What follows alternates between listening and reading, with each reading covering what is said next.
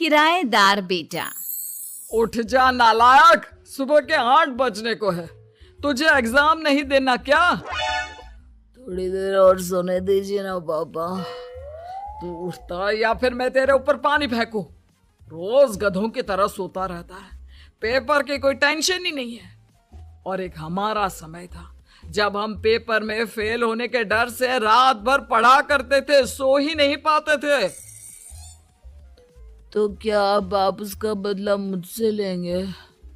मैं 15 मिनट बाद उठ जाऊंगा, आप प्लीज जाइए, मुझे डिस्टर्ब मत कीजिए।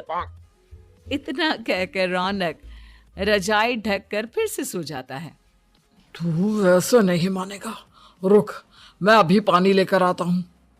बस फिर क्या था, इतना कहकर वो भागते हुए बाथरूम में जाते हैं और पानी की एक बड़ी सी बाल्टी लाकर रौनक के ऊपर फेंक देते हैं। पानी पड़ते ही रौनक झट से उठ जाता है। ये आपने क्या किया पापा? अब तो उठेगा नहीं तो यही करना पड़ेगा ना। वैसे थैंक्स डैड, आपके कारण ना अब मुझे नहाने की भी जरूरत नहीं पड़ेगी। चलिए अब आप माँ से बोलकर मेरे कपड़े निकलवा दीजिए, तब तक मैं ब्रश कर लेता हूँ। वैसे कल ना आप एक काम और करना, नहलाने के साथ साथ मुझे ब्रश भी करवा देना। ये ब्रश करने में ना मुझे बहुत आलस आता है। रौनक की बातों से अरविंद का मुंह खुला का खुला रह जाता है। वो अपनी पत्नी कमला के पास जाता है और रौनक की हरकतों के बारे में बताता है, जिसे सुन उसकी पत्नी हंसने लगती है। तुम अपने बेटे को समझाने के बजाय हंस रही हो। रौनक बच्चा है, धीरे धीरे सुधर जाएगा, आप क्यों उसके पीछे पड़े रहते हो? अभी नहीं सुधरेगा तो कब सुधरेगा? 10वीं क्लास में है रौनक, वो अब कोई बच्चा नहीं रहा। अरविंद की इतना बोलते ही वहां रौनक भी आ जाता है। क्या डैड, मैंने आपको एक काम दिया था, वो भी नहीं हुआ आपसे। अरे क्या हुआ बेटा? माँ, मैंने डैड से बोला था कि वो आपको बोलकर मेरे स्कूल की यूनिफॉर्म निकाल दे, लेकिन मेरे पीछे पड़ने के अलावा इनसे एक काम ढंग से नहीं होता। देख रही हो कमला, देख रही हो अपने लाडली को? अरे आप चुप रहिए जी। चलो बेटा, मैं तुम्हें कपड़े निकाल कर दे देती हूँ। बस ऐसे ही साल पर साल बीतते जाते हैं, लेकिन रौनक के रवैये में कोई बदलाव नहीं आता।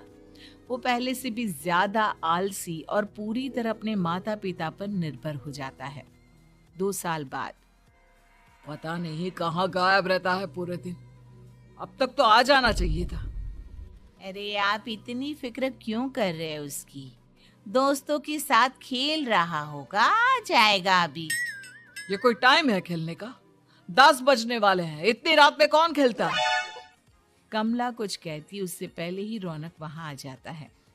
मम्मी जल्दी से खाना लगा दो, बहुत भूख लग रही है। तुम्हें तब तक खाना नहीं मिलेगा जब तक तुम बता नहीं देते कि इतनी रात गए कहां से आ रहे हो।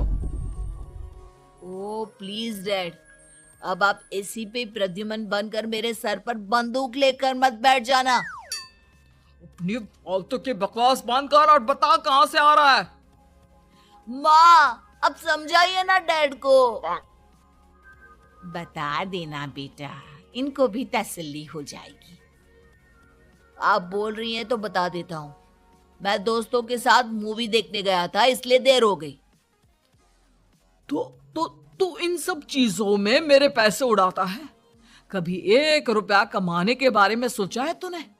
जब देखो हवा की तरह पैसे उड़ाता रहता है। माँ अब आप इन्हें चुप करा दीजिए, वरना ना मुझे गुस्सा आ जाएगा। अच्छा क्या कर लेगा?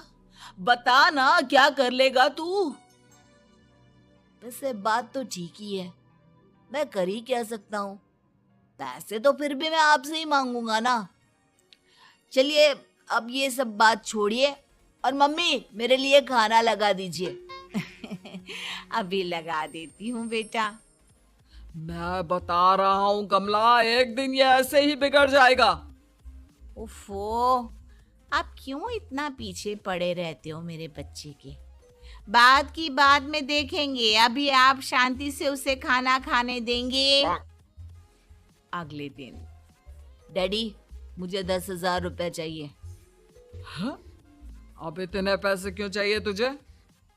डैड, आप बिना सवाल किए कभी पैसे नहीं दे सकते क्या? जब तक तू बताएगा नहीं तुझे पैसे भी नहीं मिलेंगे। अरे, अब आप अपने बेटे को पैसे भी नहीं दे सकते? नालायक, तेरी उम्र के लोग नौकरी करते हैं और एक तू है जो नौकरी करने का नाम ही नहीं लेता कभी। आप लोगों के होते हुए भला मैं नौकरी क्यों करूं? अरे हम कब तक पैसे देंगे तुझे? तुझे भी तो अपने पैरों पर खड़ा होना होगा ना। कौन सा उधार के पैरों पर खड़ा हूं? अपने ही तो पैरों पर खड़ा हूं मैं। इसी तरह रौनक दिन प्रतिदिन लापरवाह होता जाता है।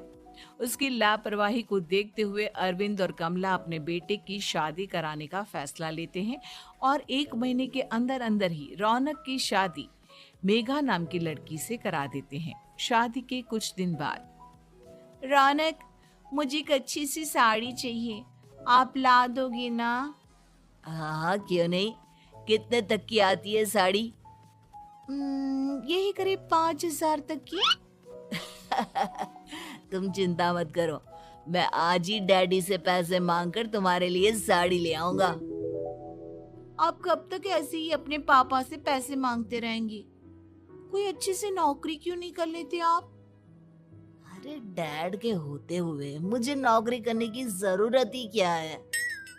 पर आप ऐसे कब तक उनसे पैसे मांगते रहेंगे? कुछ आपको अपने दम पर भी तो करना होगा ना। अब तुम भी बाकी लोगों की तरह मुझे ज्ञान देना शुरू मत कर देना।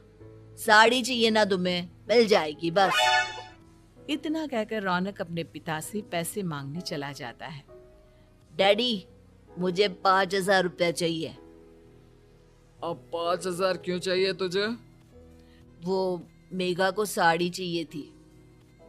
अरविंद आगे बिना कुछ कहे चुपचाप उसे पैसे निकाल कर दे देता है। कुछ दिन बाद, तुम्हें नहीं लगता कमला, रौनक हम पर पहले से भी ज्यादा डिपेंड हो गया है? मुझे तो अब उसके भविष्य की चिंता होने लगी है। कल को हमें कुछ हो गया तो वो क्या करेगा? काश तुमने पहले ये सोच लिया होता तो आज हमारा बेटा इतना लापरवाह नहीं होता। तब मुझे कहाँ पता था कि मेरा लाड प्यार उसे इतना बिगाड़ देगा कि वो इस हद तक लापरवाह बन जाएगा। कोई बात नहीं, अभी भी देर नहीं हुई। मुझे पता है उसे कैसे सुधारा जा सकता है। कैसे? अरविंद कुछ कहता उससे पहले रौनक वहां आ जाता है और पैसों के लिए हाथ फैलाने लगता है। डैड, मैं और मेघा बाहर घूमने जाना चाहते हैं। अरे वाह, ये आज सूरज कहाँ से निकला है? Dad please. अच्छा चलो अब मुद्दे की बात करो। मुझे अब 25,000 चाहिए। अब तुम्हें 1 रुपया भी नहीं मिलने वाला। अगर तुम्हें पैसों की इतनी ही जरूरत है तो कोई ढंग की नौकरी कर लो। मम्मी, आप कुछ कहिए ना डैड को। बेटा, वो गलत क्या बोल रहे हैं? ये सब हम तेरे भले के लिए ही तो कर रहे हैं। मम्मा, मैंने बताया ना आपको, मुझे नहीं करनी कोई जॉब वॉब। तो ठीक है, निकल जाओ हमारे घर से। तुम्हारे जैसे लोगों के लिए मैंने ये घर खड़ा नहीं किया है। जितना ये घर आपका है ना, उतना ही मेरा भी है। मैं कहीं नहीं जाने वाला। जाना तो पड़ेगा ही तुझे, क्योंकि अब मैं तेरा कोई भी खर्चा नहीं उठाने वाला। ठीक है, मत उठाइए मेरा खर्चा। मैं अपने दम पर भी जी सकता हूँ। तो बेशर्मों की तरह अब तक यहाँ क्यों खड़ा है? अपना सामान ले और निकल जाए यहाँ से। रौनक पैर पटकते हुए वहां से चला जाता है। घर से निकालना जरूरी है क्या उससे? बिना पैसों के कौन रखेगा उससे किराए पर? अगर उसका भविष्य सुधारना है तो हमें अपने दिल पर पत्थर रखकर ये कदम उठाना ही होगा। दोनों बात कर रहे होते हैं कि रौनक अपनी पत्नी के साथ एक बड़ा सा बैग लेकर घर से निकल जाता है, लेकिन घर से बाहर उसे कोई भी मुफ्त में अपने घर किराए पर नहीं रखता। अंत में थक हार कर वो फिर से अपने घर चला जाता है। क्या हुआ? थोड़ी देर पहले तो दहाड़ते हुए घर से निकला था, अब क्या हुआ? नहीं रखा ना किसी ने तुझे किराए पर? डैड प्लीज, मैं कुछ दिनों में कोई अच्छी सी नौकरी शुरू कर दूंगा। आप तब तक तो हमें रख लीजिए प्लीज। सुबह से रात हो चुकी है लेकिन कोई हमें रखने को राजी नहीं है। अब आप ही बताइए, इतनी रात को मैं मेघा को लेकर कहाँ जाऊंगा? ठीक है ठीक है, बहू की वजह से मैं तुझे घर पर रख रहा हूँ, लेकिन तू इस घर में एक बेटे की नहीं बल्कि एक किराएदार की हैसियत से रहेगा। 3 महीने है तेरे पास। इन 3 महीनों के अंदर अंदर मुझे तेरी पहली तनख्वाह हाथ में चाहिए, समझ गया? पक्का डैड, इन 3 महीनों के अंदर अंदर तो कोई बढ़िया सी नौकरी ढूंढ ही लूंगा मैं। ऐसे ही धीरे धीरे समय बीतने लगता है और अरविंद के दिए 3 महीनों में से 2 महीने बीत चुके होते हैं। पापा जी ने हमें 3 महीने दिए थे, जिसमें से 2 महीने तो बीत चुके हैं। अब ये आखिरी महीना बचा है। अरे तुम चिंता मत करो, आज मेरा ना 2 जगह इंटरव्यू है, दोनों में से कहीं ना कहीं तो जॉब लग ही जाएगी। अच्छा, all the best. Raunak interview के लिए निकल जाता है, जिसके बाद शाम में रौनक घर आता है। कैसा गया इंटरव्यू? आपकी नौकरी लगी या नहीं? अरे पहले सांस तो ले लेने दो अच्छे से। बताइए ना, मुझसे तो जरा भी इंतजार नहीं हो रहा है। वो दरअसल बात यह है कि मेरी नौकरी तो लग चुकी है लेकिन पैसे बहुत कम है। कितने पैसे हैं? 15,000। इतने में अरविंद और कमला मिठाई का डिब्बा लेकर आ जाते हैं। बधाई हो बेटा। हम जानते थे तेरी जॉब जरूर लगेगी। लेकिन मेरी सैलरी बहुत कम है मम्मा। कम है तो क्या हुआ, धीरे धीरे बढ़ जाएगी। हाँ बेटा, हम तो बस चाहते थे कि तू अपने पैरों पर खड़ा हो जाए। मतलब अब आप मुझे घर से नहीं निकालेंगे? नहीं, ये सब हमने तुझे जिम्मेदार इंसान बनाने के लिए किया था। Thank you mummy papa. अगर आप दोनों ऐसा नहीं करते तो मुझे कभी अपनी जिम्मेदारियों का एहसास तक नहीं होता। आज आपने मुझे सिखा दिया कि इंसान का अपने पैरों पर खड़ा होना भी जरूरी होता है। इतना कहकर रौनक झट से अपने माता पिता के गले लग जाता है और अपनी कमाई की पहली तनख्वाह वो अपने माता पिता के हाथ में सौंपता है। इस तरह रौनक एक गैर जिम्मेदार व्यक्ति से एक जिम्मेदार